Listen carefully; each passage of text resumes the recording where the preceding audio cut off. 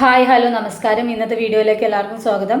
ഇന്ന് ഞാനൊരു സീരിയസ് രോഗത്തെക്കുറിച്ചാണ് സംസാരിക്കാൻ വേണ്ടി പോകുന്നത്. അതായത് അമീബിക് മസ്തിഷ്ക ജ്വരം.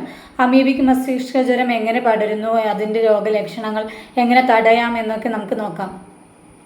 നെഗ്ലേറിയ ഫൗലേറി എന്നതാണ് മസ്തിഷ്ക ജ്വരം ഉണ്ടാക്കുന്ന അമീബയുടെ ശാസ്ത്രീയ നാമം. കുട്ടികളിലാണ് ഈ രോഗം പ്രധാനമായും ഉണ്ടാകുന്നത്.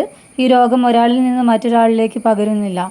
ശക്തമായ പനി, ഛർദി, തലവേദന, അപസ്മാരം എന്നിവയാണ് പ്രധാന ലക്ഷണങ്ങൾ. മഴക്കാലം വന്ന് കുളങ്ങളും തോടുകളും നിറഞ്ഞതോടെ ചെറിയ കുട്ടികൾ ഉൾപ്പെടെയുള്ള ആളുകൾ വെള്ളത്തിൽ കുളിക്കാൻ ഇറങ്ങാനും വിനോദത്തിനും ഇത്തരം ജലാശയങ്ങൾ ആശ്രയിക്കാൻ തുടങ്ങി.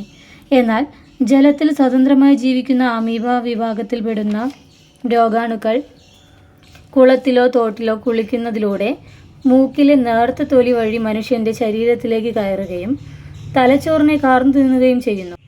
കുളിക്കുമ്പോൾ വെള്ളം കുടിച്ചതുകൊണ്ട് രോഗം ബാധിക്കണമെന്നില്ലെന്നാണ് പഠനങ്ങൾ പറയുന്നത്.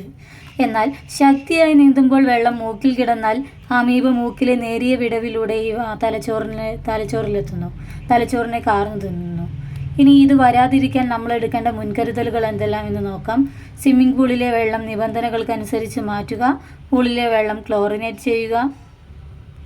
അപ്പോൾ മഴക്കാലമാണ്, തോട്ടിലും പുഴയിലും ഒക്കെ പോകുന്നത് സൂക്ഷിക്കുക. മാക്സിമം പോകുന്നത് അവോയ്ഡ് ചെയ്യുക. ഇതുപോലത്തെ ഇൻഫോർമേറ്റീവ് ആയിട്ടുള്ള വീഡിയോസ് കിട്ടാൻ വേണ്ടിയിട്ട് എൻ്റെ ചാനൽ സബ്സ്ക്രൈബ് ചെയ്യുക. Okay, by.